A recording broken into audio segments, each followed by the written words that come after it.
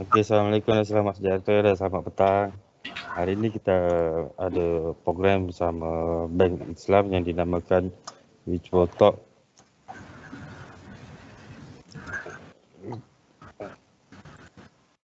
Okey, program ini yang bertajuk penipuan cyber scammer dan elakkan diri daripada menjadi mangsa.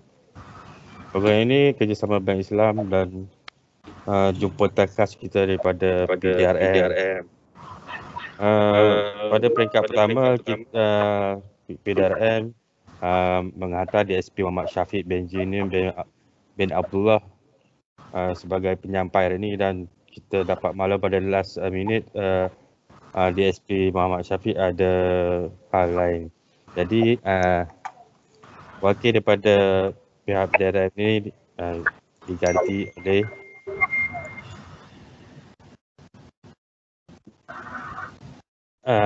ASP Nur Syarina bin Muhammad Amin. Ya, Puan ya? Ya, saya. Okey, saya akan cerita sedikit latar belakang ASP Nur Syarina lah. ASP Nur Syarina ini adalah daripada bahagian siasatan jenayah cyber multimedia Jabatan Siasatan Jenayah Komersial Bukit Aman.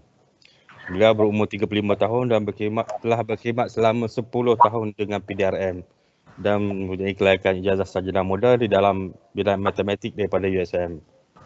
Jadi untuk tanpa melengahkan masa, saya serah kepada ASP Syarina untuk meneruskan sesi ini. Dan daripada bersama, kita ada dua orang daripada wakil Bank Islam, iaitu Cik Sarah dan Encik Zaidi daripada pengurus cawangan Bank Islam Pasir Tumbuh, Kota Baru. Okey, saya serahkan sesi ini kepada ASP Syarina untuk meneruskan sesi ini. Terima kasih. Terima kasih. Okay, terima kasih ya Cik Effendi ya. Okey, jadi saya share slide teruslah.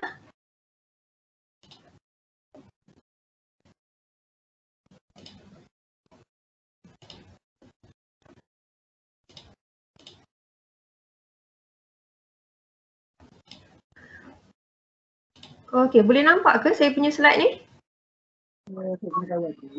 Boleh nampak, Puan. Assalamualaikum warahmatullahi wabarakatuh dan selamat petang kepada semua yang ada dalam ruangan ni. Terima kasih ya kepada pengacara majlis tadi, pihak Bank Islam dan juga pihak staf UMK. Pertamanya saya ingin ucapkan terima kasih atas jemputan ni, walaupun masa PKP ni kita tak boleh nak bersemuka, tapi kita still boleh juga menyampaikan awareness kepada publik dengan jemputan yang sebeginilah. And jujurnya bagi saya suka untuk engage dengan publik supaya kita dapat memberi kesedaran kepada publik tentang trend-trend jenayah cyber, supaya publik tidak terus menjadi mangsa kepada jenayah cyber yang pada hari ini. Okey, tadi tajuk yang diberikan kepada saya adalah elak dari menjadi mangsa penipuan. Jadi kalau kita nak cerita tentang penipuan ni terlalu general dan terlalu banyak. Ia boleh jadi tipu tanah, ia boleh menjadi tipu kes wang palsu, tipu pelaburan tidak wujud, tipu pinjaman tak wujud dan pelbagai lagi. Cumanya saya daripada bahagian siasatan jenayah cyber dan multimedia, saya akan fokus kepada kes-kes penipuan jenayah cyber.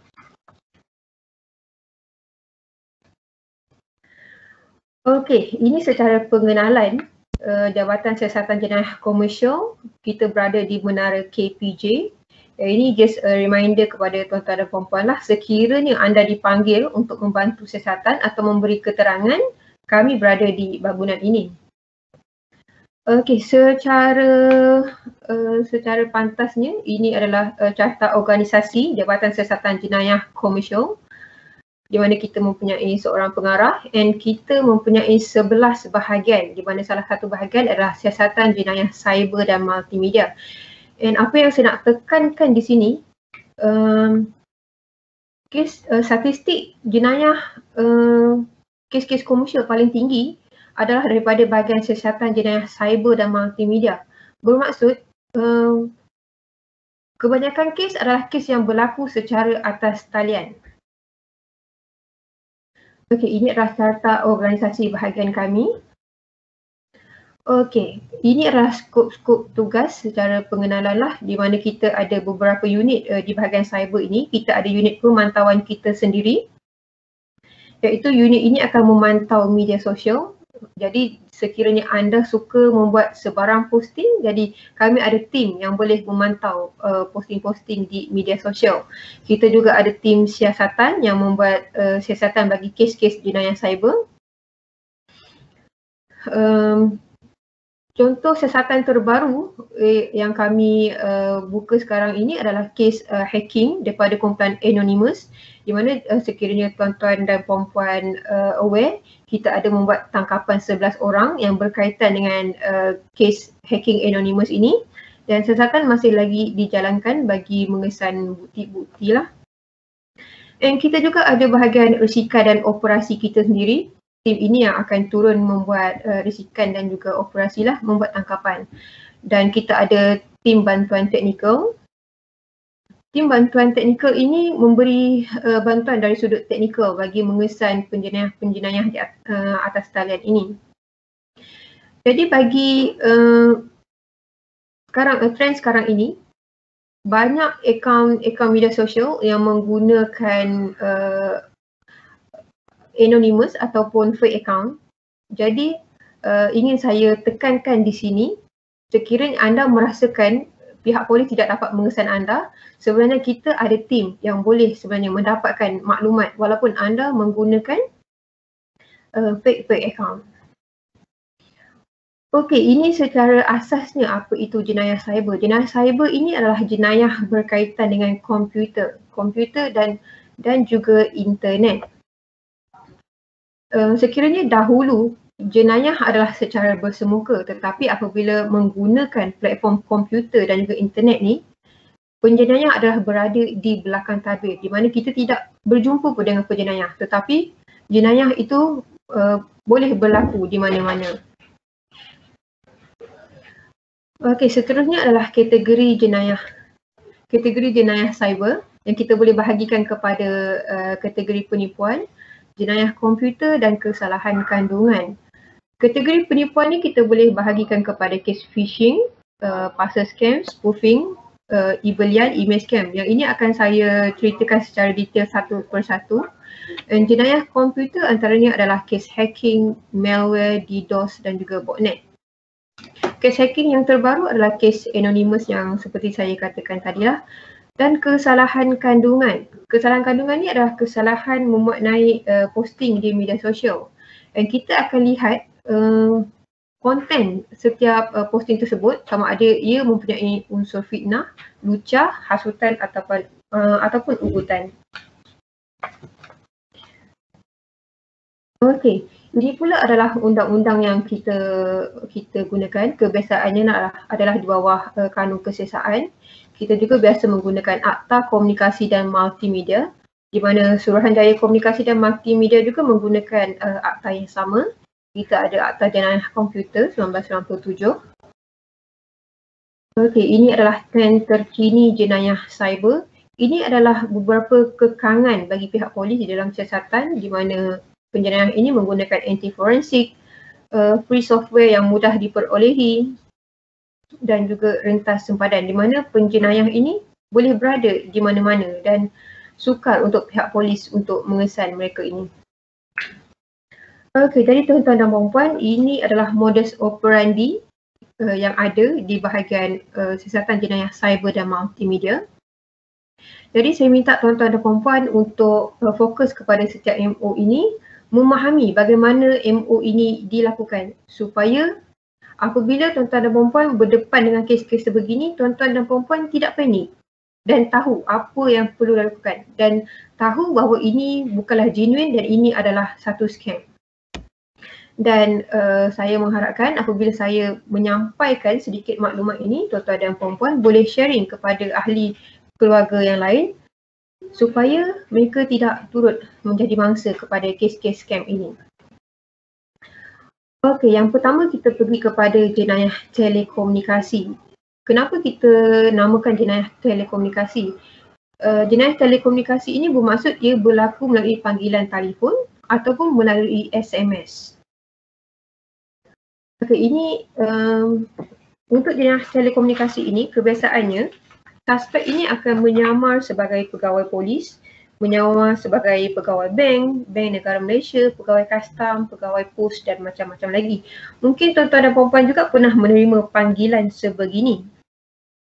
Okey, ini adalah beberapa artikel yang ingin saya kongsikan di mana seorang warga emas 90 tahun kerugian 4 juta di dalam kes Macau scam ini. Yang kedua, pesara badan berkanun rugi 1.84 juta untuk kes Macau scam. Jadi dilihat di sini, kerugian untuk Macau scam ini boleh mencecah jutaan ringgit. Kenapa? Kerana mangsa ini berjaya diperdayakan sehingga mengeluarkan keseluruhan wang simpanan dan kononnya bagi tujuan siasatan kepada pihak skema. Okey, ini beberapa kategori di bawah modus operandi telecommunication fraud ini, di mana suspek boleh menyamar sebagai ahli keluarga, boleh menyamar sebagai sahabat handai dan juga VIP.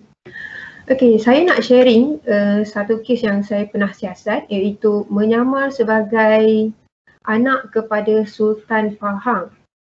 Okey, saya cerita sedikit tentang kes ini dan kita lihat bagaimana suspek boleh memperdayakan seseorang yang boleh kita kira terpelajar. Okey, mangsa adalah seorang pakar bedah kosmetik daripada sebuah hospital di Selangor. Kes berlaku pada tahun 2017. Jumlah kerugian adalah sebanyak 3 juta. Dan apabila kita meneliti aduan daripada pengadu dan langkah pertama yang kita ambil adalah kita membuat tangkapan kepada pemilik akaun di mana wang-wang dimasukkan. So apabila tangkapan pertama ini dilakukan, kita jangkakan suspek adalah kemungkinan daripada warga Nigeria kerana based on modus operandi yang digunakan, ia adalah look alike seperti scam yang dilakukan oleh warga Nigeria yang menyamar sebagai bank negara, menyamar sebagai kastam dan sebagainya.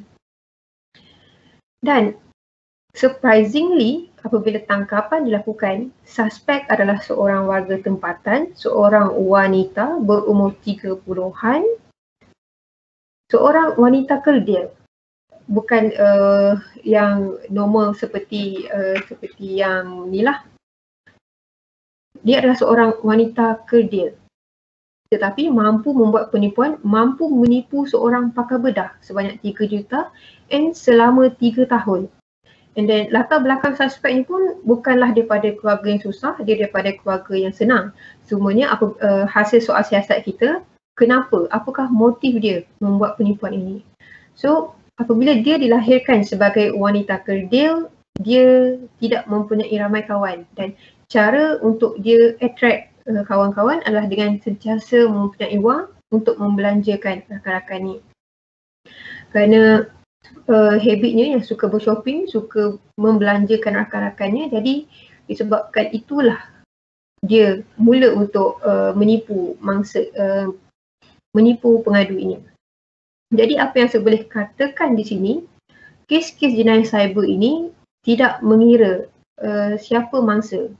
Sama ada anda adalah seorang doktor, anda seorang pilot, anda seorang warga pendidik ataupun anda seorang pesara.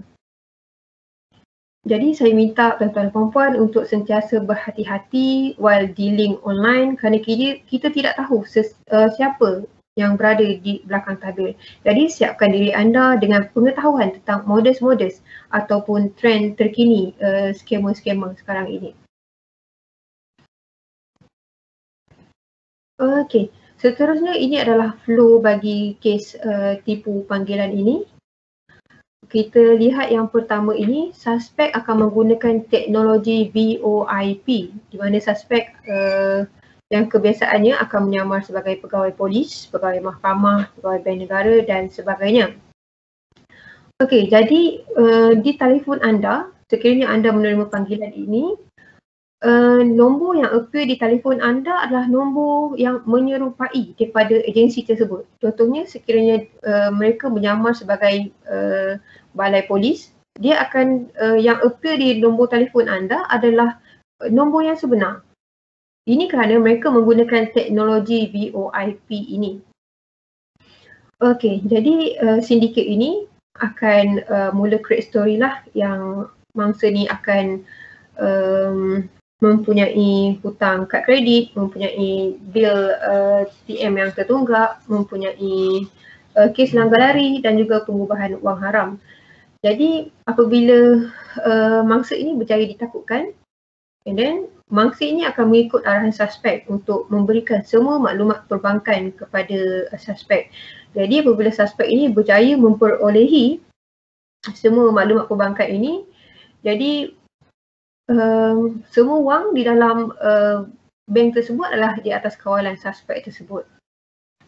Dan apabila wang berjaya dipindahkan, jadi adalah sukar bagi pihak polis untuk memulangkan wang tersebut kepada mangsa. Ini adalah beberapa senarai kerugian tertinggi bagi kes jenayah telekomunikasi ini. Kita lihat yang pertama, report TCDI, kerugian 12 juta. Kita lihat kepada umur mangsa ini, umur 68 tahun, pekerjaan adalah pensyarah. Yang kedua, USJ 8, kerugian 5 juta. Umur 58 tahun, pekerjaan pesara. Yang ketiga, report pantai, kerugian 4 juta. Umur 88 tahun, pekerjaan pesara. Yang keempat, report Petaling Jaya, kerugian 3 juta. Umur 90 tahun, juga pesara. Jadi apa yang boleh kita simpulkan di sini, kerugian bagi kes ini boleh mencecah jutaan ringgit, dan kebanyakan mangsa di sini kita boleh lihat adalah yang telah bersara. Okey, jadi kenapa kerugian ini boleh mencecah jutaan ringgit? Dan kenapa golongan-golongan pesara ini menjadi mangsa kepada scam ini? Okey, jadi golongan pesara ni kita tahu mereka boleh keluarkan wang KWSP, wang ASB. Jadi simpanan mereka ini adalah banyak. Jadi apabila mereka berjaya memancing, memperdayakan mangsa ini, dan mangsa ni kebiasaannya mudah panik dan akan terus mengikut arahan daripada suspek untuk mengeluarkan kesemua wang simpanan, dan ada juga di tahap yang menjual rumah dan duit rumah juga diserahkan konon-kononnya untuk tujuan siasatan mereka dan wang akan dipulangkan. Tetapi apabila kesemua wang telah berjaya diserahkan kepada suspek, jadi end up mangsa ni mengalami kerugian yang banyak. Okey, jadi tadi saya dah terangkan bagaimana modus operandi kes tipu panggilan. Yang ini saya akan terangkan sedikit beberapa langkah yang boleh diambil oleh tuan-tuan dan puan-puan supaya tidak terjebak dengan kes-kes sebegini. Yang pertama adalah meragui identiti man behind the phone. Kerana man behind the phone ni mereka boleh menjadi macam-macam. Mereka boleh menyamar sebagai pegawai polis dan sesiapa saja. Jadi kitalah yang perlu siapkan diri kita perlu aware dengan trend-trend jenayah terkini supaya kita tidak mudah panik dengan apa pun yang kita terima. Yang kedua, kita perlu ingat bahawa ada teknologi yang boleh spoof phone caller ID ni menerusi teknologi yang saya katakan tadi, iaitu VoIP. Yang ketiga, semua teknologi ni boleh didapati secara percuma atas talian. Jadi memudahkan scammer ini untuk membuat kerja-kerja mereka. Yang ketiga, semak identiti pemanggil tu. Sekiranya dia menyamar sebagai pegawai polis, kita minta nombor ID dia. Dan yang keempat, jangan layan sebarang urusan yang tiada kaitan dengan anda. Saya boleh katakan di sini, apabila saya meneliti laporan polis, kadang pengadu ni sebenarnya tak ada pun hutang, tiada memakai kad kredit, tetapi apabila menerima panggilan sebegini dan dikatakan mangsa mempunyai tunggakan kad kredit, kenapa mangsa boleh percaya dan boleh melayan panggilan yang sebegini sehingga menyebabkan kehilangan wang?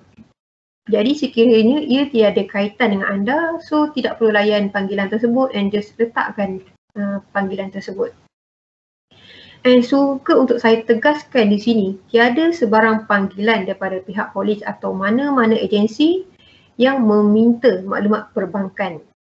Pihak polis hanya akan memanggil anda melalui panggilan telefon sekiranya meminta anda untuk memberi keterangan di mana-mana balai. Seterusnya, anda boleh memberitahu memanggil untuk ke balai polis dan menguruskan kes ini secara bersemuka. Dan yang keenam, setelah terima maklumat, jangan panik. Letak panggilan dan buat carian maklumat di internet tentang nombor telefon yang digunakan oleh pemanggil. Ini juga ingin saya tekankan di sini, jangan panik apabila menerima panggilan telefon sebegini. Dan jangan layan panggilan tersebut. Okey, seterusnya yang kita lihat yang ke-8, jangan membuat pindahan wang kepada individu. Ini dalam apa-apa pun situasi dan alasan. Seperti yang saya katakan tadi, tiada sebarang panggilan daripada mana-mana agensi walaupun daripada pihak bank yang meminta kita membuat pindahan wang dan juga mendedahkan maklumat perbankan. Saya rasa pihak bank juga banyak membuat penekanan supaya tidak mendedahkan kita punya maklumat perbankan kepada sesiapa sahaja. Okey, yang ke-9, simpan resip pemindahan wang sekiranya telah membuat pindahan wang. Yang ke-10, membuat laporan polis. Dan yang ke-11, menyerahkan sebarang maklumat yang ada kepada pegawai polis bagi tujuan siasatan. Jadi tips untuk kes-kes tipu panggilan ini yang paling penting adalah jangan panik dan jangan layan panggilan sebegini. Itu sahaja. And saya tegaskan di sini, saya meminta anda untuk memberitahu kepada ahli keluarga yang lain, ibu bapa kita untuk sekiranya mendapat panggilan sebegini, jangan layan sehingga ke penghujung. Just hang up the phone. Dan always double check. Sekiranya dikatakan kita mempunyai tunggakan kad kredit ataupun apa-apa alasan, kita cari nombor yang sebenar agensi tersebut dan call untuk double check semula. Ini adalah statistik bagi jenayah telekomunikasi. Kita lihat di sini statistik bagi tahun 2020 setakat 1 September. Yang paling banyak di sini adalah menyamar sebagai pegawai mahkamah. Dan kita lihat pula statistik dari sudut mangsa mengikut umur. Kita lihat di sini bagi tahun 2020 seperti yang saya katakan tadi, yang paling tinggi di sini adalah yang berumur 51 ke atas. Jadi adalah perlu untuk mengingatkan ibu bapa kita yang berada di kampung untuk aware kepada kes-kes sebegini. Ini adalah beberapa contoh artikel di mana warga pendidik yang telah menjadi mangsa. Kita lihat guru rugi 1.1 juta, guru rugi 791,000. Jadi ini adalah realiti yang berlaku sekarang ini, di mana kerugian boleh mencapai jutaan ringgit dan bukan dalam jumlah yang sedikit Dan seperti yang saya katakan tadi, kes-kes jenayah cyber ini tidak mengenal mangsa. Ada juga yang kita terima laporan daripada seorang pilot, laporan daripada seorang doktor. Jadi kita sebagai individu perlu aware kepada kes-kes yang sebegini. Okey, ini je saya nak sharing di tempat kejadian bagaimana mereka ini beroperasi. Ini adalah warga China yang beroperasi di Malaysia dan menipu warga-warga China. Okey, kebiasaannya mereka ini akan menginap di sebuah rumah yang besar dan mereka akan disediakan meja seperti ini dan setiap tu ada, kita lihat ada telefon dan mereka ini ada skrip-skrip lah. Dan kalau sekiranya tuan-tuan dan puan-puan pernah menerima call sebegini, mereka ini sebenarnya boleh dikatakan agak terlatih. So kemungkinan ini yang menyebabkan kenapa masih ada mangsa-mangsa yang boleh terpedaya dengan sindiket ini. Okey, jadi kita masuk modus operandi yang kedua yang banyak juga berlaku sekarang ini, iaitu love scam. Love scam ini ialah mangsa akan berkenalan dengan suspek melalui laman sosial seperti Facebook, Twitter dan sebagainya. Suspek akan mula-mula menghantar private message kepada mangsa untuk berkenalan. And then setelah berkenalan, mangsa ini akan dijanjikanlah untuk menerima barangan, contohnya barang kemas ataupun wang dalam jumlah yang banyak dari luar negara. Okey, jadi di sini bermula cerita di mana suspek ini akan create pelbagai story yang hadiah tersebut ataupun barang tersebut akan sangkut di custom dan mangsa perlu membayar wang-wang tersebut untuk melepaskan barang tersebut dari custom. Jadi kebiasaannya di sini mangsa ni yang teruja untuk menerima barang ataupun wang yang dalam jumlah yang banyak akan mengikut arahan daripada scammer ini untuk memasukkan wang. And then apabila dia kebiasaannya, apabila mangsa ini telah kehabisan wang, barulah dia sedar yang dia telah ditipu. Okey, ini adalah contoh email daripada suspek kepada mangsa. Kita lihat di sini identiti palsu yang digunakan, nama Luis Frehley, kononnya warga Amerika, bekerja sebagai askar. Okey, so dia ada share gambar di sini. Tetapi apabila tangkapan dibuat, kita lihat ya, di belakang tabir ini sebenarnya adalah seorang warga Nigeria. So love scam ni kita boleh katakan di belakang tabirnya adalah love scam. Okey, jadi wanita Malaysia yang ada tu dia adalah keldai account, di mana wang-wang akan masuk kepada akaun wanita Malaysia ini. Dia juga turut bekerja sama dengan suspek ini, menyamar sebagai pekerja kurir. Jadi sekiranya anda ada menerima sebarang private message daripada lelaki, mungkin warga luar negara, dengan gambar yang, dengan wajah yang agak kacak lah, dengan pekerjaan yang baik, jadi sila berhati-hati kerana kemungkinan itu adalah seorang scammer. Okey, ini adalah tips bagi kes jenayah cyber. Yang pertama, sama juga, saya boleh katakan kita perlu ada rasa ragu identity man behind the computer ataupun screen, seperti yang saya katakan tadi. Love scam ini sinonim dengan Nigerian. Nigerian ni kita boleh kita katakan mempunyai ayat-ayat yang manis. Jadi mungkin sebab itu masyarakat kita mudah untuk terpedaya dengan ayat-ayat manis daripada Nigerian ini. Dan kebiasaannya dalam tempoh perkenalan itu, suspek ini akan mengajak mangsa untuk berkahwin. Dan boleh dikatakan kemungkinan kesepian boleh menjadi salah satu faktor kenapa terdapat mangsa yang menjadi mangsa kepada scam ini. Yang kedua, perlu ingat bahawa gambar yang dipaparkan mungkin bukan individu yang sebenar, dan jangan mudah terpedaya dengan apa yang anda nampak di atas talian. Kerana seperti yang saya tekankan tadi, mereka ini boleh menjadi pelbagai watak, pelbagai karakter. Seterusnya, buat carian maklumat di media sosial. Jangan simply untuk terus melayan kepada scammer inilah. Kita sendiri perlu membuat research kepada scammer ini. Sebelum kita nak serahkan wang kita, kita perlu membuat research dahulu. Don't simply untuk menyerahkan wang anda kepada sesiapa pun. Seterusnya, jangan membuat pindahan wang kepada individu ini dalam apa-apa situasi, dan seterusnya simpan resit pemilihan yang ini sebagai bukti lah bagi tujuan siasatan pihak polis. Ini dari segi statistik kes 419 scam atau love scam ini. Kita lihat dari statistik dari sudut mangsa mengikut umur. Kita lihat sini yang paling tinggi bagi MO ini adalah dalam kategori umur 21 hingga 30.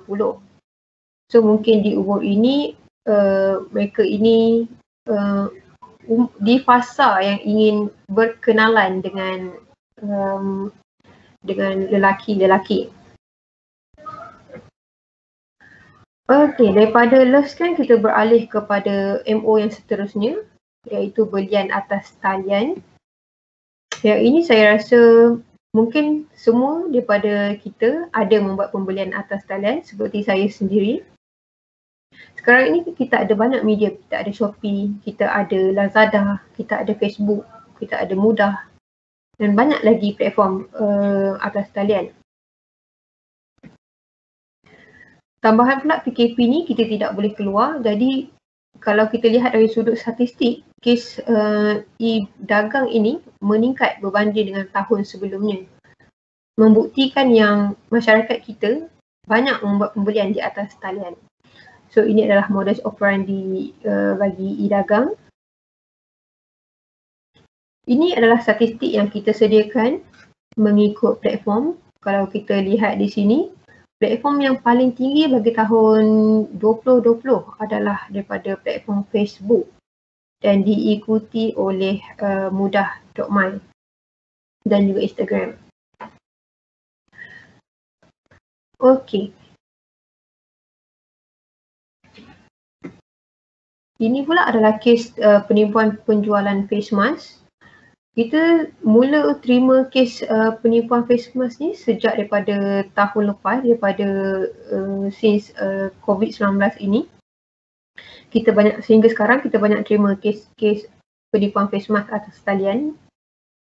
Kes total bagi tahun lepas, jumlah keseluruhan laporan yang kita terima adalah 838.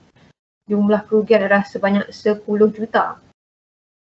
Kenapa kes kerugian face mask ni boleh mencecah jutaan ringgit?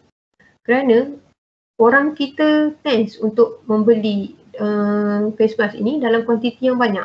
Dan apabila kita lihat satu iklan face mask dengan jualan murah, kita teruja untuk membeli dalam kuantiti yang banyak untuk mendapatkan untung. Jadi apabila ia bukanlah penjual yang genuine, end up mangsa ini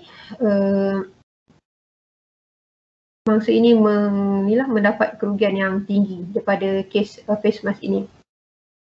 Jadi saya nak ingatkan di sini sentiasa berhati-hati semasa membuat pembelian di atas talian.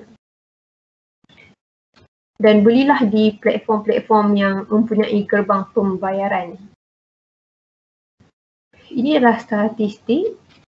Kita lihat siapakah mangsa kategori umur yang paling tinggi bagi kes e-dagang ini. Ini pun sama juga ya, 21 hingga 30 tahun. Mungkin golongan ini yang banyak membuat belian secara atas talian. Okey, ini adalah beberapa pencegahan bagi mengelakkan diri kita daripada menjadi mangsa kes pembelian di atas talian. Yang pertama adalah disyorkan untuk membeli secara cash on delivery. Maksudnya kita menerima barang, barulah kita membuat bayaran. Yang kedua, tidak terburu-buru di dalam membuat pembelian. Orang kita ni biasanya apabila melihat jualan murah di Facebook, simply terus membuat bayaran tanpa membuat semakan pemilik akaun ni adakah sama dengan yang penjual. Jadi end up menjadi mangsa kepada scam atas talian lah. Yang ketiga, menyemak maklumat penjual dan pembeli terlebih dahulu. Kita boleh cek nombor telefon dia. Seterusnya yang keempat, menyimpan salinan iklan barangan yang hendak dibeli. Ini juga bagi tujuan siasatan pihak polis. Menggunakan kata kunci selamat pada akaun portal dan tidak meletakkan maklumat perbankan secara tetap di akaun portal. Okey, jadi untuk poin yang ketiga, menyemak maklumat penjual atau pembeli ni, pihak polis ada menyediakan satu platform ataupun apps untuk semak dahulu nombor telefon dan juga nombor akaun. Jadi di hujung slide nanti saya akan kongsikan apps tersebut, iaitu Semak Mio. Jadi sebelum membuat pembayaran adalah dinasihatkan untuk semak dahulu nombor akaun tersebut adakah listed di dalam apps Semak Mio ini. Sekiranya terdapat laporan polis dibuat, bermaksud ini adalah scammer lah, dan jangan teruskan pembelian. Okey, seterusnya kita pergi kepada modus operandi pinjaman tidak wujud. Sekarang ini pinjaman tidak wujud juga menyumbangkan statistik yang agak tinggi bagi kes-kes jenayah komersial, di mana mungkin mangsa agak sukar untuk membuat pinjaman dengan bank-bank dan membuat keputusan untuk membuat pinjaman dengan agensi-agensi yang sebeginilah. Kebiasaannya mereka ini akan membuat iklan di media sosial seperti Facebook, dan mangsa yang tertarik dengan tawaran pinjaman tersebut akan diperdayakan dengan mengenakan wang proses, yuran penjamin, bayaran pendahuluan, duty stamp, insurans dan pelbagai charge lagi. Dan bagi kes pinjaman tak wujud ini, kebiasaannya mangsa ni akan membuat pinjaman contohnya sebanyak 100,000, tetapi end up apabila dikenakan dengan pelbagai charge, wang proses dan sebagainya, sebenarnya mangsa telah membuat bayaran lebih daripada apa yang diminta, contohnya 140,000. Jadi ini adalah modus operandi bagi pinjaman tidak wujud lah. Jadi saya nasihatkan di sini, sekiranya ingin buat pinjaman, pergilah kepada bank-bank yang ada. Ini saya sharing statistik kes pinjaman tidak wujud. Kita lihat ya, daripada 2016 hingga 2020 statistiknya terus meningkat, di mana bermaksud mangsa kepada MO ini sentiasa ada, dan jumlah kerugian bagi tahun 2020 sahaja adalah sebanyak 62 juta. Okey, seterusnya adalah modus operandi business email compromise, BEC. Ini adalah most target kepada syarikat-syarikat. Jadi saya skip saja slide yang ini. Okey, selain itu kita juga ada kes penipuan nombor TAC. Ini adalah contoh. Saya rasa mungkin tuan-tuan dan perempuan juga ada pernah melihat kes-kes ini viral di media sosial, di mana someone akan WhatsApp kepada anda dan meminta nombor TAC dengan alasan tersilap top up ataupun dan sebagainya. Jadi bagi kes yang sebegini, apa yang saya boleh ingatkan adalah sekiranya anda menerima nombor TAC dan anda tidak ada membuat sebarang transaksi online, jadi jangan serahkan nombor TAC ini kepada sesiapa. Kerana sekiranya anda menyerahkan nombor TAC, bermaksud scammer berjaya mengeluarkan wang daripada akaun anda.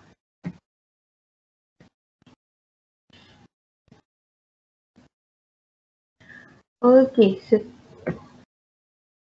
saya kongsikan statistik kes jenayah cyber,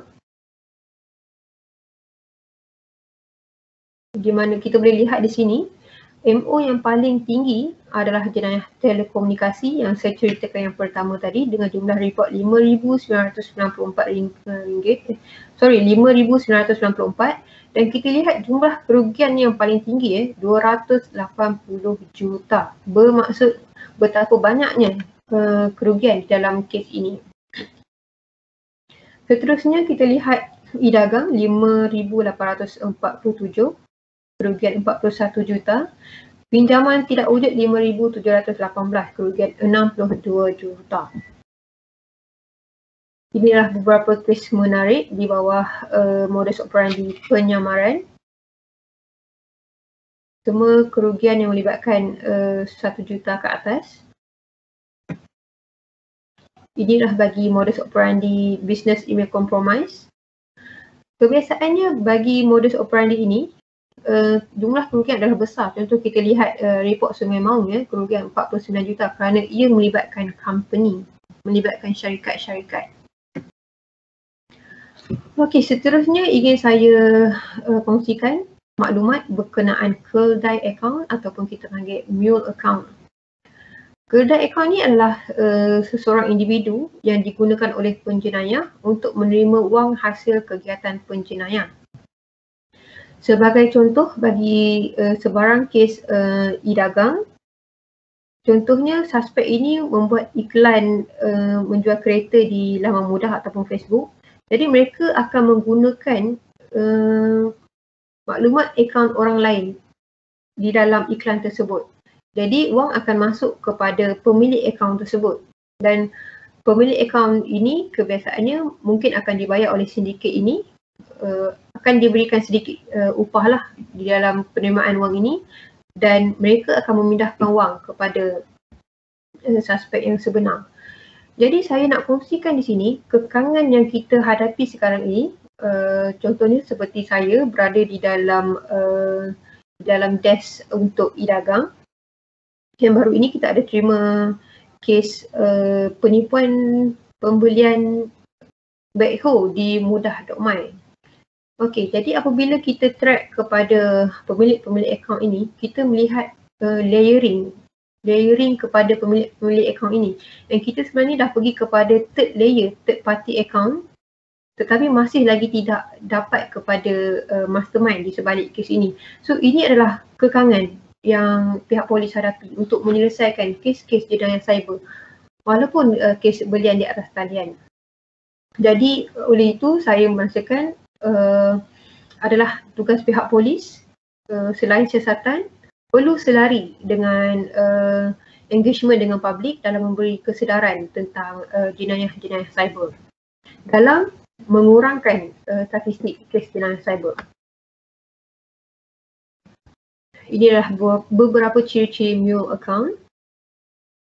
Jadi saya nak ingatkan di sini, anda juga perlu elakkan diri anda dari menjadi mule account. Elakkan diri anda daripada digunakan oleh sindiket ini, di mana anda tidak boleh berkongsi kad-kad ATM anda kepada sesiapa sahaja. Kerana anda mungkin boleh menjadi salah seorang daripada mule account ini. Ini adalah contoh kes ya, di mana mangsa ini yang menjadi mangsa kepada sindiket penipuan, di mana kad ATM-nya telah digunakan. Jadi apabila terdapat laporan polis dibuat terhadap pemilik akaun ini, end up yang mangsa ini juga dia telah diberhentikan kerana terlibat dengan laporan polis. Okey, jadi saya nak sharing undang-undang dan hukuman yang biasa kita gunakan bagi kesalahan pemilik akaun ini. Kita ada Seksyen 291 atau kesalahan kecil, yang ini boleh dikenakan denda maksimum RM1,000 atau penjara maksimum setahun atau kedua-dua sekali. Yang biasa kita gunakan untuk menuduh pemilik akaun ini adalah di bawah Seksyen 424 Kanun Keseksaan, iaitu kita lihat definisi mengalih atau menyembunyikan harta sendiri atau harta orang lain secara tidak jujur atau secara fraud. Jadi hukumannya adalah penjara tidak lebih 5 tahun atau denda. Kebiasaannya pemilik akaun ni kita akan cadang tuduh di bawah seksyen inilah. Dan seterusnya kita juga ada Seksyen 411 Kanun Keseksaan, iaitu dengan curang dia menerima atau menyimpan apa-apa harta curi dengan mengetahui atau dengan ada sebab mempercayainya sebagai harta curi. Hukuman adalah penjara selama tempoh yang boleh sampai 5 tahun atau dengan denda atau dengan kedua-duanya. Okey, jadi saya ingin tegaskan sekali lagi, jangan serahkan kad ATM anda, maklumat perbankan anda kepada sesiapa sahaja kerana kemungkinan maklumat anda boleh disalahgunakan oleh scam ini. Kadang-kadang kita tidak sedar yang akaun kita ada digunakan oleh sindiket. Kita akan sedar apabila pihak polis datang mengetuk rumah anda, membuat tangkapan kepada anda dan barulah anda tahu yang akaun anda telah digunakan. Jadi adalah satu kesalahan walaupun anda tahu atau tidak tahu, adalah satu kesalahan jika kita memberikan kad ATM kita kepada orang lain dan apabila ia bersangkut dengan laporan polis lah. Okey. Apakah punca jenayah cyber? Punca terjadinya jenayah cyber pada hari ini, sifat manusia itu sendiri, tamak, contohnya sebagai bagi MO love scam tadi tu, dikatakan ingin diberikan hadiah. Jadi kita dengan yang mempunyai rasa tamak ini mengikut arahan daripada scammer ini membuat pelbagai bayaran untuk mendapatkan barangan tersebut. Yang kedua, mudah percaya atas perkara di atas talian. Kita kurang peka kepada trend-trend jenayah yang terkini. Kita juga mudah takut dan panik. Jadi sebab tu saya tekankan tadi untuk kes yang telecommunication fraud tadi tu, jangan mudah berasa takut dan panik. Dan kita perlu aware dengan trend-trend jenayah yang terkini. Okey, seterusnya saya share beberapa langkah pencegahan di sini. Kita perlu lindungi akses kita, lindungi identiti kita, lindungi talian kita, muat turun aplikasi secara selamat dan ketahui hak-hak kita. Ini beberapa kekangan siasatan lah, jadi saya keep sahaja bahagian ini. Okey, jadi sebelum saya akhiri slide ini, saya share kita punya portal, iaitu ccid.rmp.gov.my. Ini adalah kita punya portal SemakMU yang saya katakan tadi. Mungkin tuan-tuan dan puan-puan pernah gunakan portal ini, di mana sekarang ini kita telah bangunkan aplikasi SemakMU yang boleh dimuat naik, dimuat turun di handphone kita lah. Jadi lebih senang untuk kita membuat carian. Dan kita juga ada page Facebook kita sendiri, iaitu Cybercrime Alert Royal Malaysia Police. Jadi boleh follow kita punya page ini dan lihat update-update yang kita share lah. Okay, ini adalah nombor telefon CCID Info Line. Boleh juga hubungi jika ada sebarang maklumat atau pertanyaan. 013-2111-222. Okey, saya rasa saya ada sedikit masa lagi. Saya just nak sharing satu video lah. Ini adalah video launching semasa kita membuat peresmian aplikasi SemakMU. Jadi saya akan, dalam video ini kita akan sharing bagaimana cara untuk membuat carian melalui portal ini.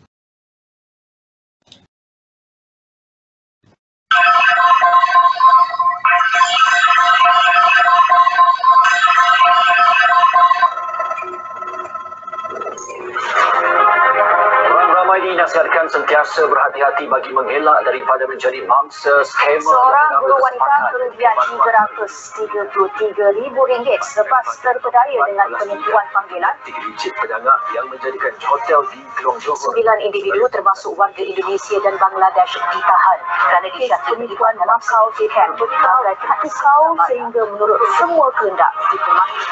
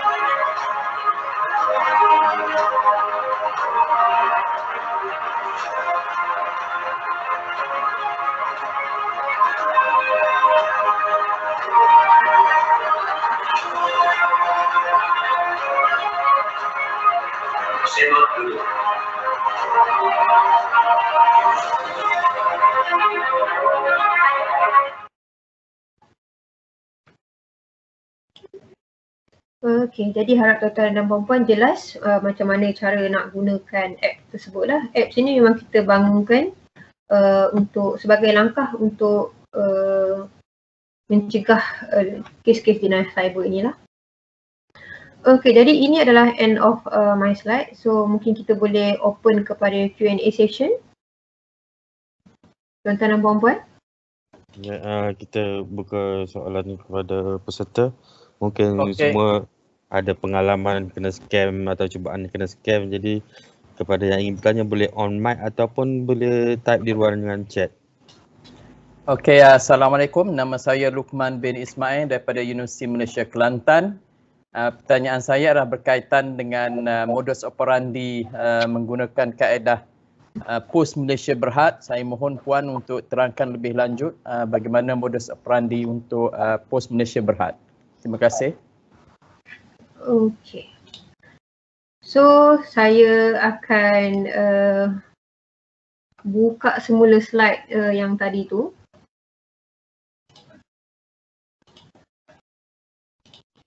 Boleh nampak kan? Boleh nampak ke? Ya, boleh nampak, boleh. Okey. So yang saya ceritakan tadi, penyamaran sebagai pegawai pihak pejabat POS ke? Ya, POS, ya. Okey. So ia berada di dalam kategori jenayah telekomunikasi kerana ia berlaku melalui panggilan telefon. Sebab tu kita letakkan di bawah jenayah telekomunikasi. Okey, jadi jenayah telekomunikasi ni iaitu melalui panggilan telefon, dia boleh menyamar pelbagai watak. Dia boleh jadi pegawai polis, dia boleh jadi pegawai POS, pegawai bank negara dan sebagainya. Okey. Kita lihat di sini ya, poin yang tu pihak berkuasa, polis, SPRM, custom, LHDN, mahkamah dan POS. Okay, ini adalah flow dia, sama je sebenarnya jalan cerita dia, cumanya watak yang dimainkan sahaja berbeza. Contohnya kalau dia menyamar sebagai pegawai POS, kebiasaannya dia akan katakan based on report yang saya baca, apabila dia menyamar sebagai pegawai POS, contohnya pegawai pejabat POS HQ, dia akan mengatakan yang ada parcel di atas nama kita dan di dalam parcel itu terdapat IC kita di dalam parcel tersebut. And then daripada cerita yang itu, dia akan sambungkan kepada contohnya sambungkan kepada pegawai polis. And then semakan daripada pegawai polis ni, dia akan mula create another story. So daripada sini dia akan keluarkan cerita lah yang dia kata okay, based on semakan IC Cik ni, Cik terlibat dengan kes langgar lari. And Cik juga akan terlibat dengan kes pengubahan wang haram. Jadi di peringkat inilah yang biasanya orang kita akan panik apabila mereka ni terlibat dengan kes langgar lari. And apa yang lebih membuatkan cerita ini lebih meyakinkan ataupun convincing, sindiket ini telah dia mempunyai kita punya maklumat, contohnya maklumat kereta. So dia akan buat research dulu, apakah nombor kereta mangsa ni. So semua maklumat tu diorang dah ada. So that's why dengan mudahnya mereka ni boleh memperdaya kita. And apabila kita tidak tahu MO sebegini, so kita akan mudah merasa panik. So and then jadilah panggilan kita seterusnya akan disambungkan kepada pihak yang lain, mungkin pegawai bank ataupun pegawai polis. And di peringkat inilah di mana suspek ini, sindiket ini akan meminta maklumat perbankan daripada kita. And then disebabkan kita berasa panik, kita akan menyerahkan semua maklumat kewangan kita, rumah yang kita ada, wang ASB, wang tabung haji, dan semua maklumat ni diserahkan kepada suspek. So at this level, memang apabila kita sendiri menyerahkan maklumat perbankan tu, memang kawalan akaun tu berada di atas suspek lah, and then mereka boleh take over semua wang yang ada dalam akaun. So MO dia semua sama, cuma watak yang dimainkan sahaja berbeza. So jalan cerita adalah sama. Dia akan create story yang kita akan terlibat dengan dadah, langgar lari, pengubahan wang haram dan pelbagai kesalahan jenayah. So itu saja. Okey, so jadi daripada pegawai pos Malaysia bermaknanya ada dokumen penting di pejabat pos, dia bermula dengan pegawai pos tersebut lah ya? Betul, betul. Ya. Dan dibawa kepada polis palsu lah. Betul. Sebab sindiket ni dia ada stage-stage dia. Kalau kita lihat, dia ada yang peringkat pertama ini yang menyamar sebagai pejabat pos. And then apabila dia transfer, sebenarnya dia orang ni dalam satu rumah je. So yang kedua ni yang menyamar pegawai polis. So macam itulah panggilan tu akan ditransferkan. Terima kasih. Sama. Ya, Puan Sherina. Ya, saya. Di ruangan chat tu Puan, ada 2 soalan saya tengok Puan. Okey. Ya. Okey. Jadi ni daripada Muhammad Syaharil. Ya Puan. Okey.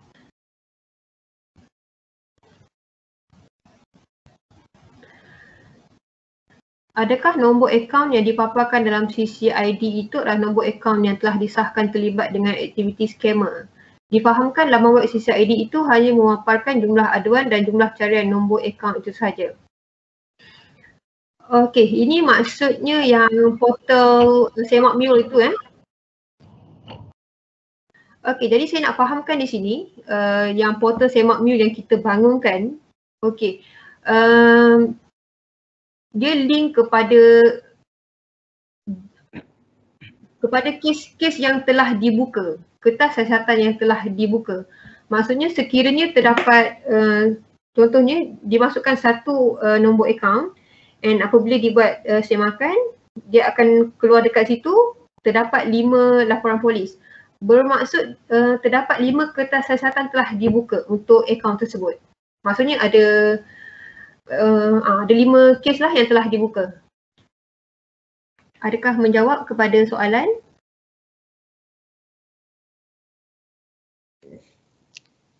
Cik Syaril adakah menjawab? Tak ada, kita teruskan soalan kedua Puan.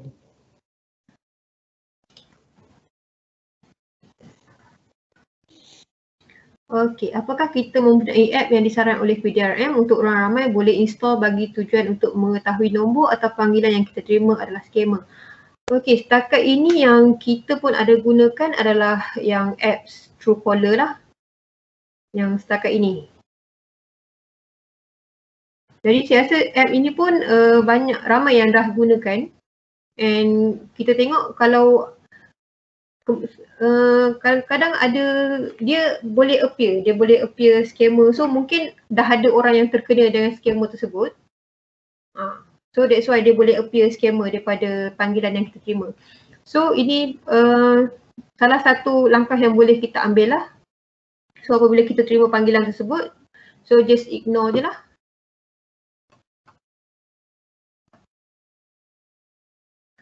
Okey, daripada Cik Syaharil, kiranya memang nombor akaun tu sah. Betul, sekiranya apabila anda membuat carian di app Semak Mule, sekiranya dia memaparkan terdapat laporan polis untuk akaun tersebut, bermaksudnya ya, sebab ia link kepada kita punya sistem, so memang bermaksud terdapat kes untuk akaun tersebut. Jadi dinasihatkan untuk tidak terus membuat pembelian dengan akaun-akaun tersebut lah. Okey. So setakat ni ada 2 soalan ya. Okey, kita buka lagi kepada soalan. Okey, saya ada satu lagi soalan daripada Luqman bin Ismail daripada Universiti Malaysia Kelantan. Saya. Ya, Puan, saya ada terima panggilan daripada satu syarikat yang menguruskan untuk mendapatkan wang yang tidak dituntut. Wang yang tidak dituntut lah. Jadi saya ada panggilan dan bila saya cek di bawah Jabatan Akauntan Negara, memang saya adalah wang yang tidak dituntut. Mungkin duit insurans dan sebagainya lah. Jadi saya nak tanya Puan, adakah Puan terdengarlah kes-kes yang sebegini, yang satu syarikat yang cuba untuk menguruskan wang yang tidak dituntut? Okey, terima kasih untuk soalan. Untuk kes wang yang tak dituntut ini, setakat pengetahuan saya, sebab saya sendiri pun membuat tuntutan ini based on online. Kita, jadi based on siasatan kita pun setakat ini tiada lagi syarikat yang menguruskan wang-wang ini sebab ia di bawah Jabatan Akaunten Negara. Maknanya kita buat secara direct dengan Jabatan Akaunten Negara. Betul. Mana ada kemungkinan syarikat itu merupakan scammer jugalah. Betul. Cuma kita lihat apa yang mereka cuba dapatkan daripada kita. Yang kes saya ni dia cuba dapatkan, kiranya dia berjaya untuk tuntut wang tersebut, maka 20% akan diambil sebagai upah lah. I see.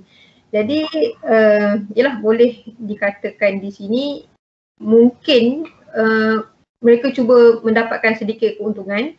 Jadi apa yang saya boleh nasihatkan adalah berurusan secara terus dengan Jabatan Akaunten Negara lah. Jadi sebenarnya mereka tidak melakukan jenayah agaknya ya. Tapi mereka mengambil kesempatan sajalah. Based on apa yang Cik cakapkan tadi, yang mereka minta 20%, jadi kemungkinan lah mereka cuba mendapatkan sedikit keuntungan daripada itu. Cumanya mungkin saya perlu buat semakan lebih lanjut lah untuk kes-kes yang sebegini sebab setakat ini di bahagian cyber kita tak ada menerima aduan daripada kes-kes wang yang tak dituntut ni lah. Itulah saya takut ini adalah satu keadaan terbaru lah. Betul. Sebab seperti yang saya tekankan tadi, kes penipuan panggilan telefon ni, mereka boleh memainkan pelbagai watak. Jadi apa yang boleh saya nasihatkan adalah jangan dedahkan sebarang maklumat kita, identiti kita, maklumat perbankan tu paling penting. Jangan diserahkan kepada sesiapa pun. Sebab kalau ikut logik pun, yang untuk wang yang tak dituntut ni, kalau kita lihat online, mereka sendiri advise kita untuk membuat permohonan secara atas talian. And tiada pun dimaklumkan di situ, dipublishkan yang mereka melantik mana-mana syarikat. Jadi untuk double confirm, untuk kes-kes cyber ni saya nasihatkan, always double check. Maksudnya, pergi ke laman web yang sebenar, buat carian, buat research. Kita tidak boleh malas, kita tak boleh just simply terima call and follow diorang punya arahan. So always get back kepada real punya website and double check. Itu saya punya nasihat. Tapi itulah, kalau orang yang tak biasa mereka akan terperangkap jugalah. Betul. Sebab tu saya katakan kita perlu follow perkembangan terkini trend-trend jenayah cyber ni supaya kita tahu okay, this is scammer and this is real, this is genuine. So kita perlu bezakan mana scammer, mana yang genuine. And bagi pihak polis sendiri pun, bila banyak kes-kes scammer ni, kita pun jadi susah untuk membuat kerja sebab bila kita call kepada saksi untuk bantuan siasatan, mereka ingat kita ni scammer. Jadi dah jadi satu masalah kepada pihak polis. Okey. Terima kasih Puan. Sama-sama. Okey, saya tengok ada lagi satu soalan mengenai apps iShare. Okey, jadi apa yang saya boleh katakan di sini, iShare Fans ni kita ada terima banyak laporan polis. So dan kita juga ada buat operasi ke atas iShare ni. So saya boleh katakan di sini ini adalah salah satu scammer lah. Saya juga nak remind ya, salah satu modus operandi sekarang ini yang banyak berlaku adalah kes penipuan pelaburan tidak wujud. So iShare ni pun adalah salah satu penipuan pelaburan. So sama juga, pelaburan ni boleh direka atas pelbagai nama. Menjual minyak, menjual emas, so pelbagai lagi lah. Jadi kita perlu sentiasa berhati-hati supaya kita tidak menjadi mangsa apabila kita lihat ulangan yang agak tinggi and kita simply untuk membuat pelaburan. So akhirnya kita terjebak kepada scam. Jadi saya nak nasihatkan, jangan simply untuk membuat pelaburan, sayangi wang anda. Itu saja. Ya Puan, saya sendiri pun ada satu soalan Puan. Ya. Puan, macam mana hasil siasatan PDRM? Scammer melalui telefon ni dia boleh tahu detail pasal nombor akaun kita, berapa transaksi sehari kita bawa keluar dan berapa setiap bulan income duit transaksi yang masuk ke akaun kita sehingga ke nama ibu bapa kita. Dan hasil daripada scammer telefon ni bila di scam dan duit tu akan berlapis-lapis ke akaun berikutnya. Contohnya scam berjaya mengeluarkan akaun daripada akaun B, A, dia akan akaun B akan tarik daripada akaun A dan C akan tarik daripada akaun B. Benda ni berderetan sehingga 4, 5, 6 akaun saya rasa. Jadi macam mana PDRM selesaikan benda ni? Tapi kebanyakan saya dapat info yang kes scammer telefon ni memang tidak akan dapat balik hasil duit dia tu. Macam mana tu Puan? Okey. Agak banyak soalan dekat situ.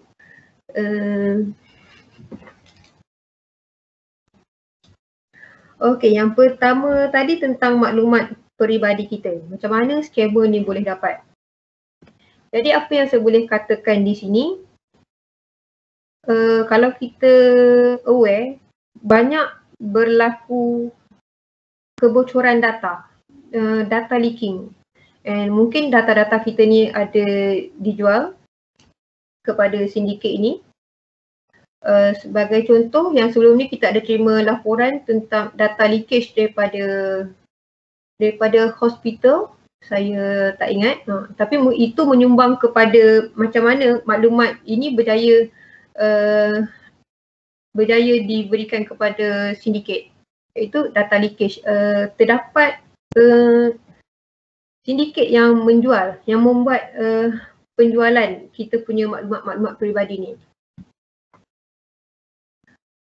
Seterusnya soalan, bagaimana polis menyelesaikan siasatan untuk yang layering account ini?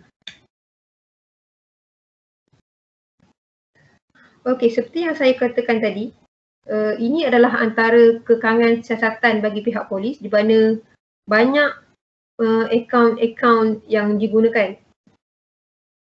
Jadi apa yang pihak polis boleh lakukan adalah membuat tangkapan kepada pemilik akaun ini, membuat interrogation kepada mereka ini sehingga mereka memberikan maklumat kepada siapa mereka menyerahkan maklumat kad mereka ni. Itu adalah salah satu apa yang pihak polis lakukan sekarang ni lah. Dan yang akhir tadi, Cik Effendi katakan tentang wang kerugian. Okey, jadi saya nak jelaskan di sini, tugas pihak polis adalah menjalankan siasatan, mengumpul evidence yang ada dan daripada evidence yang ada, kita lihat sama ada kita boleh menuduh suspek ataupun tidak. Dan merujuk kepada timbalan pendakwa raya untuk pertuduhan, untuk sebarang keputusan. Maksudnya sebarang keputusan adalah di bawah bidang kuasa timbalan pendakwa raya dan seterusnya mahkamah. Jadi tugasan pihak polis adalah setakat itu sahaja. Dan kita tidak boleh, bukan bidang kuasa kita untuk mengembalikan wang kerugian kepada mangsa. Kerana bidang kuasa kita adalah setakat siasatan sahaja. Sebab sindiket ini mereka pantas apabila wang telah dimasukkan ke dalam akaun mereka, mereka akan automatik terus mengeluarkan wang tersebut. Jadi kita tak sempat nak hold duit tersebut. And then tambahan pula, terdapat mangsa yang lambat membuat laporan polis. Apabila dah sebulan, 2 bulan baru nak buat laporan polis. Jadi di situ kita tak dapat nak selamatkan duit tersebut. Dan saya juga boleh nasihatkan di sini, sekiranya anda telah menyerahkan wang tersebut kepada scammer and terus sekiranya anda cepat sedar, terus maklum kepada bank ataupun pihak polis, dan sekiranya wang tersebut masih ada di dalam akaun, pihak bank ada kuasa untuk hold duit tersebut dan boleh memulangkan wang tersebut lah. So itu apa yang saya boleh nasihatkan. Ya, terima kasih Puan. Nampaknya ada soalan di chat Puan.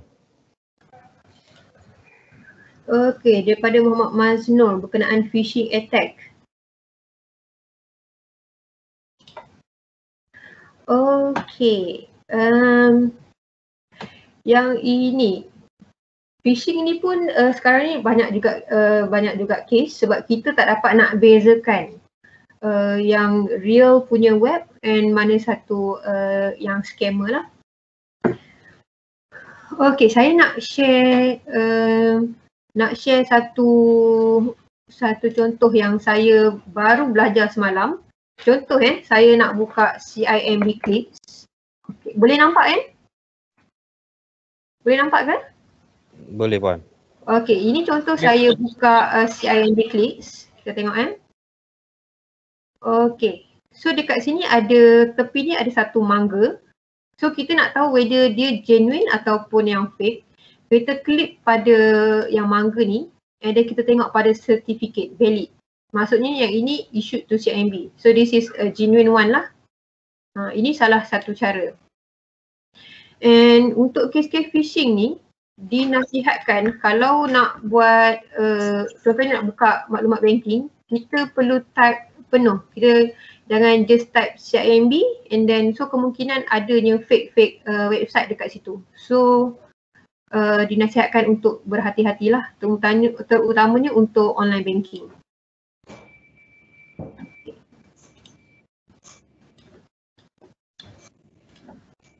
Ada soalan lagi ke? Ada lagi Puan di ruangan chat. Sekejap saya baca dulu.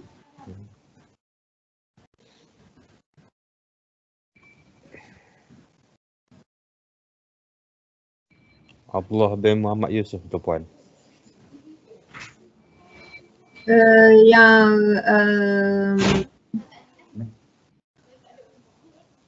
Yang maklumat dekat premis ni ke? Yang atas sebelum tu ada lagi.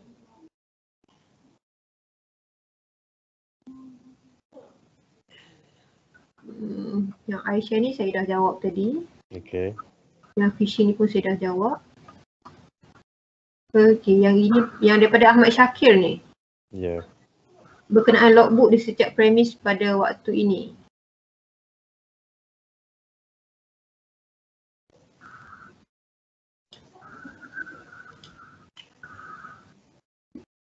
Sekejap saya tanya pendapat daripada saya punya senior officer.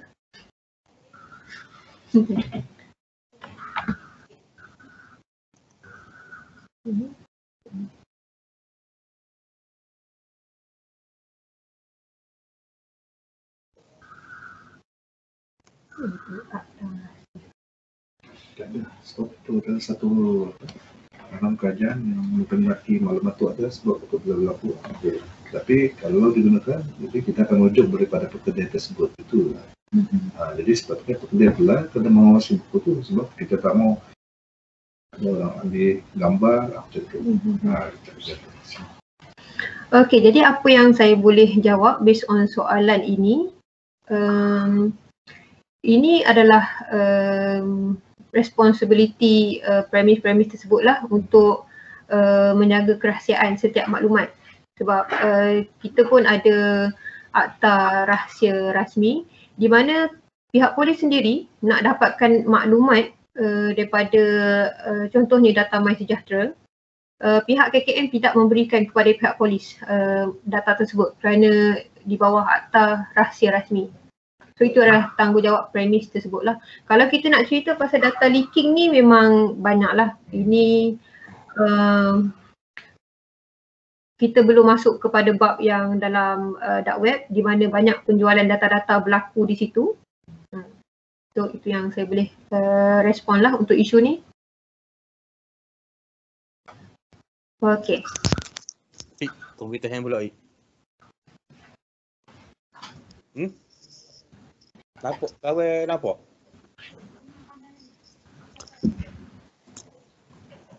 Saya rasa dah tak ada soalan ya.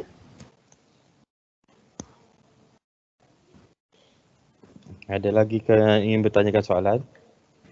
Sekiranya selepas ni ada apa-apa lagi keraguan, boleh juga hubungi saya, pejabat saya 0326101236.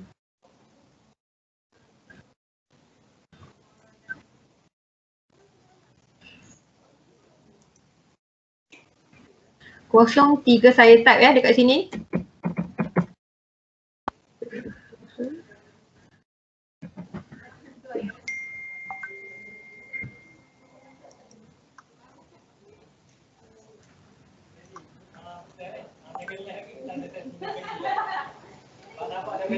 Ada satu lagi soalan ya.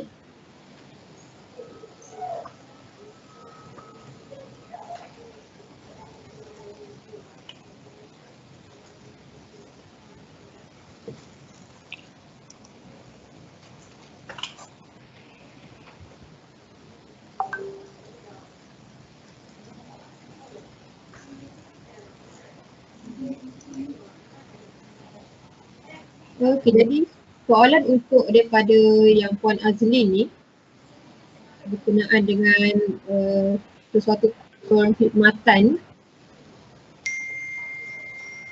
Okey, jadi apa yang saya boleh katakan, kita perlu membuat research. Sebelum kita membuat pembayaran, kita buat research dahulu online. Kita cek nombor telefon, kalau ada SSM kita cek dengan SSM. Maklumat akaun tu pun kita boleh cek dekat portal yang kita bangunkan tadi, Tema Account. So mungkin boleh buat research banyak angle jugalah. Bukan setakat based on review. Sekiranya wang telah dimasukkan dan barangan tidak diterima, so saya nasihatkan untuk membuat laporan polis lah.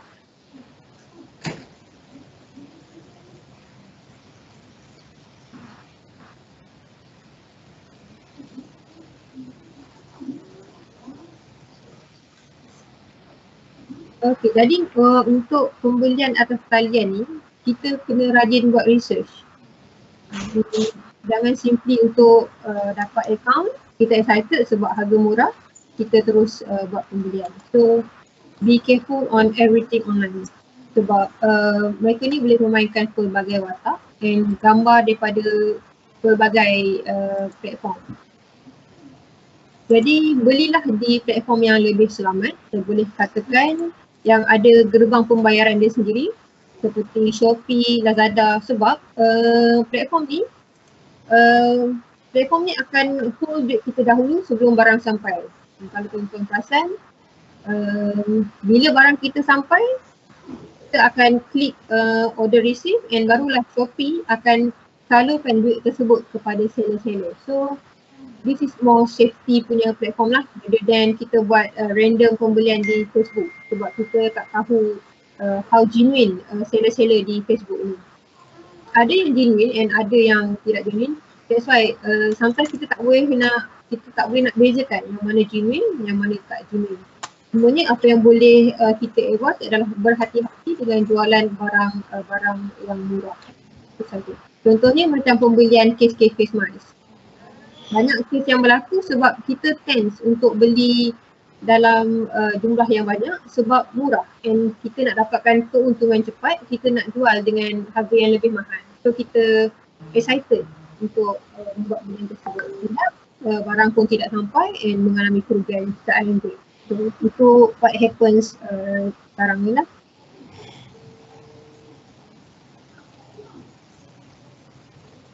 Okay, ada soalan lagi ke?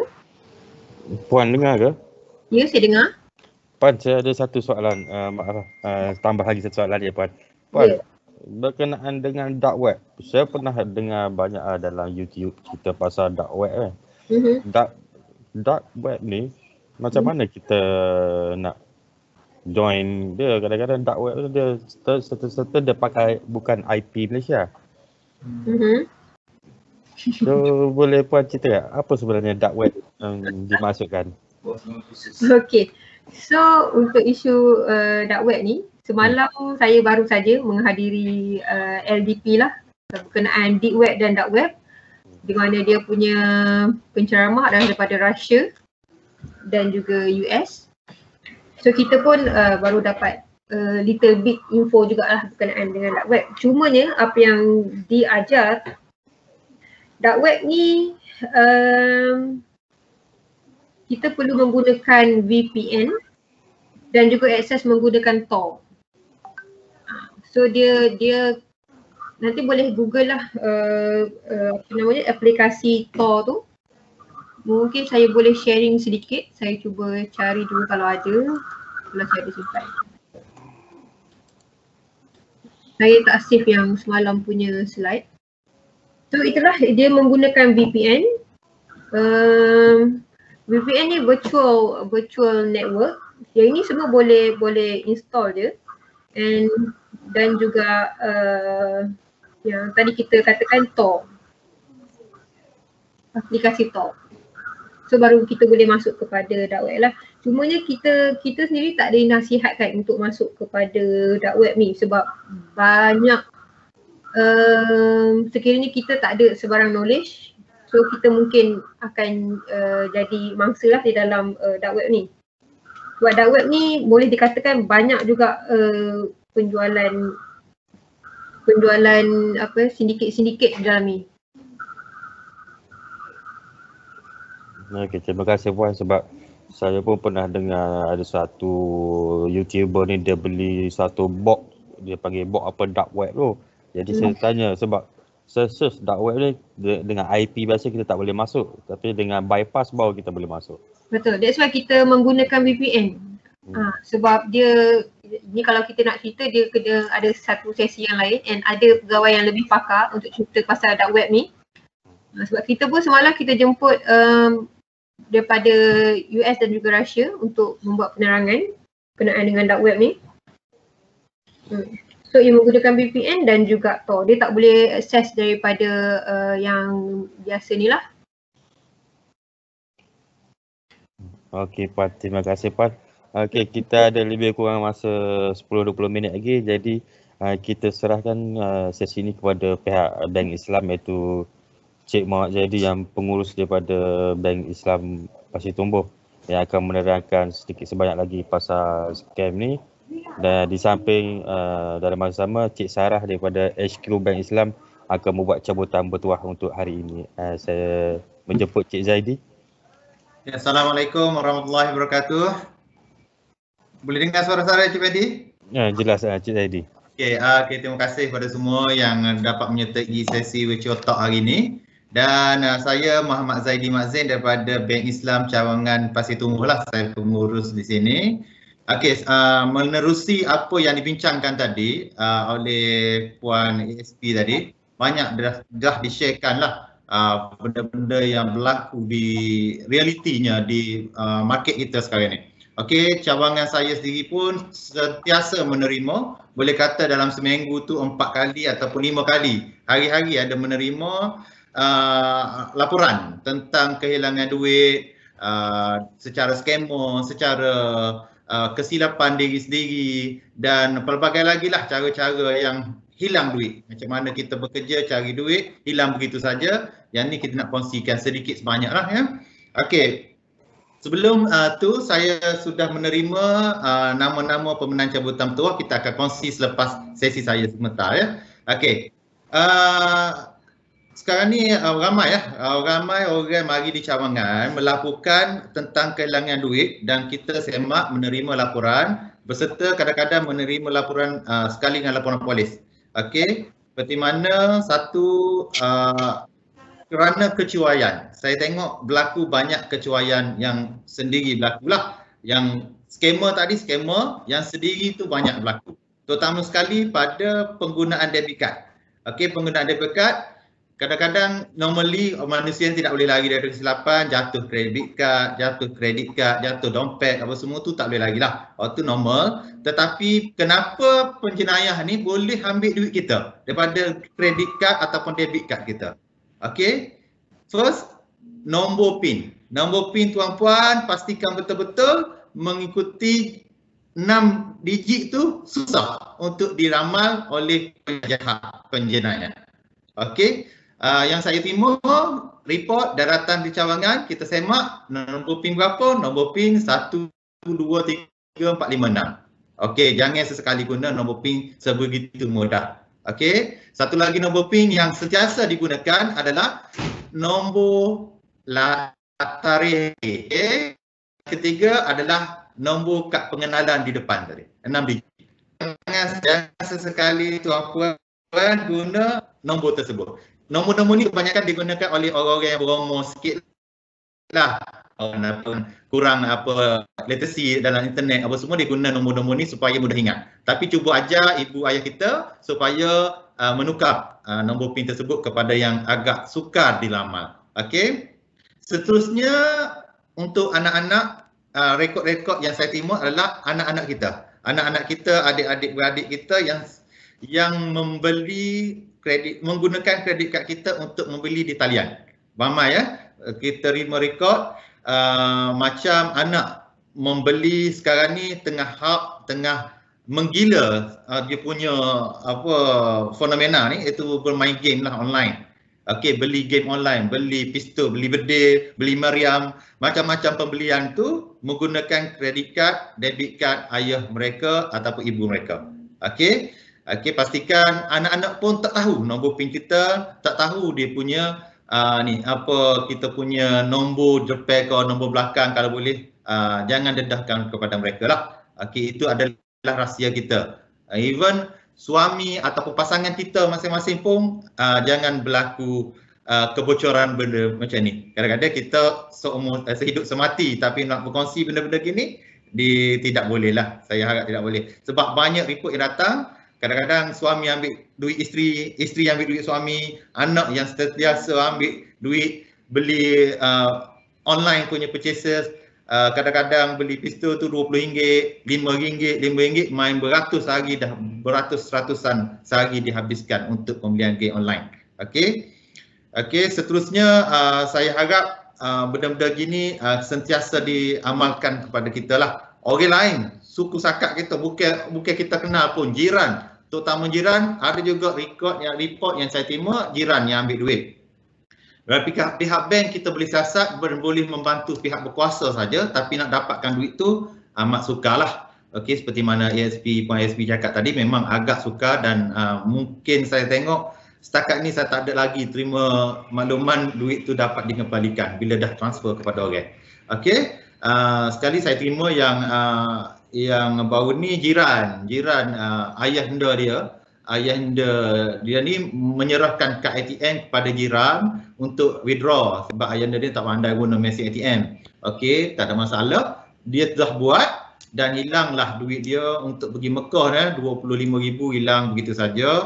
Dan kita tak boleh nak buat apa-apa kecuali kita tengok CCTV dan nampaklah jiran dia yang ambil. Perempuan jiran dia perempuan bertopik ledah, tapi dah serah kepada polis lah macam mana dia boleh detect pakcik tu kenal jiran dia, dah bagi kad, tapi pakcik tu kata kad tu dengan dia, kad tu memang ada dengan dia, tetapi sebenarnya kad tu sudah ditukar kepada kad lain, kad bank Islam juga tapi bank Islam orang lain. Okey. Sentiasalah berlaku gitu. So itu adalah kecuaian kita. Satu lagi pasal skema tadi, hati-hati juga. Satu lagi yang report terkini yang saya terima adalah tentang pembelian online menggunakan menggunakan website-website yang tersohor macam Lazada apa semua tu. Okey, yang ni saya nak cerita kisah saya juga, yang saya sendiri terkena dengan 3,600 hilang dalam masa 1 minit, 1 saat saja. Alhamdulillah saya sempat buat report polis, sempat buat laporan kepada pihak bank dan duit itu tidak diberikan kepada pihak Lazada tu. Okey, first ada spyware. Sekarang ni saya rasa ada spyware yang saya sedang melayari website-website lain, tiba-tiba keluar. Macam mana saya pangkal, tiba-tiba keluar website Lazada. Di mana dalam website tersebut, bukan website, app Lazada. Saya ada app Lazada. Dalam app Lazada tu saya sudah save nombor saya. Okey, nombor kredit kad saya dan bila pembelian sangat mudahlah, tekan terus payment dan barang telah akan sampai. Okey. Dan saya telah berbincang dengan pihak Lazada macam mana berlaku, dan nasihat secara unofficial daripada pihak Lazada, dia kata jangan minta bantuan, jangan save nombor kredit kad kita as a payment method dalam sistem pembelian tersebut. Save nombor debit card atau kredit card.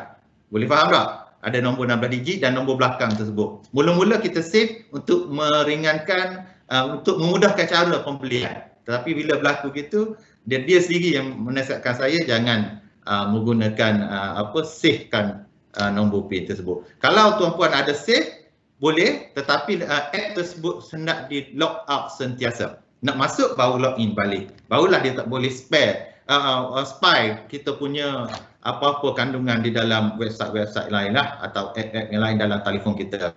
Sekarang ni zaman mudah, semua senang mudah, so mudahlah juga untuk hilang duit. Alhamdulillah lah, saya cepat. Kalau tuan-tuan menerima SMS menyatakan penggunaan apa-apa, terus kalau tidak betul, terus call bank untuk membatalkan benda tersebut, pembelian tersebut. Okey? Okey, sedikit saya pastikan kita dah cari duit, macam mana nak kita punya apa cara hidup kita nak suruh baik apa semua, dengan cara kita kendalikan apa benda-benda yang berharga kita lah. Walaupun kad ATM tu berharga RM12 saja, tapi itu sangat berharga untuk duit kita lah. Okey, pastikan juga kehidupan kita sentiasa berada dalam keadaan sihat, poket kita sihat. Okey, kalau tuan-puan, saya sentiasa juga menerima pelanggan-pelanggan setiap hari untuk membuat pembiayaan peribadi, pembiayaan pembeli rumah. Okey, saya lah tempat dia. Kalau ada, bolehlah berhubung dengan saya lah. Zaidi bin Islam Pasir Tumbuh 013-903-9658. Terutama sekali kita jangan, konsep saya teruskan kepada customer, jangan tambah hutang. Kita jangan sesekali menambah hutang. Tambah hutang boleh, tapi untuk kegunaan yang bermanfaat, tak ada masalah. Tapi jangan tambah hutang untuk membebankan kita. Okey, konsep saya suka mengatur hutang. Mengatur, okey. Mengatur untuk memudahkan kita supaya bulannya jadi kecil, iaitu overlapping. Kita buat satu tempat, kalau tuan-puan dah banyak dah tempat, buat satu je tempat untuk untuk kita pastikan bulanan kita, komitmen bulanan kita sentiasa berada keadaan sihat. Okey, kata sihat tu adalah 60% ke bawah, 50% ke bawah. Yang tu adalah ekonomi yang sihat untuk poket kita. Okey, kita boleh buat banyak loan dah ni katanya sudah banyak loan. Okey, kita cuba cari satu financing baru, iaitu loan baru, kita tutup yang lama supaya kecilkan bulanan tersebut. Okey, yang tu saya cuba tekankan, sentiasa tekankan dalam talk saya. Satu lagi, aset tuan-puan kalau dah banyak sangat, aset tuan-puan untuk refinancekan balik adalah rumah. Kalau pinjaman rumah dulu dah 100,000, sekarang tinggal 50,000, value sentiasa mahal, kita boleh refinance rumah balik, kita tutupkan semua pinjaman yang ada supaya hidup kita sentiasa tenang lah. Bulanan kecil, insurans ada, takaful ada yang boleh cover kita punya kalau berlaku apa-apa musibah kepada kita, yang itu adalah yang terbaik lah. Okey, cara dia macam tu, kita boleh buat satukan semua hutang ataupun buat refinance, satukan semua hutang, buat satu saja loan. Okey, saya nasihatkan semua, kalau jumpa dengan saya, kita boleh satukan semua, buat satu saja financing. Kalau saya dah berada di sini, buat financing dengan saya lah, Bank Islam Muhammad Zaidi Mazen, di nombor talian pun ada di skrin tu, boleh call nombor tu tersebut lah. Kita akan ada tim, dari tim pintu ke pintu boleh, online pun boleh, bila lulus nanti baru boleh jumpa. Sekarang ni tak perlu jumpa secara maya pun tak apa. Kita ada cara kita lah nak verify pendapatan, verify pekerjaan apa semua boleh, masalah. Okey, kebetulan tu saya sudah berada di akhir acara ni. Saya ada nama-nama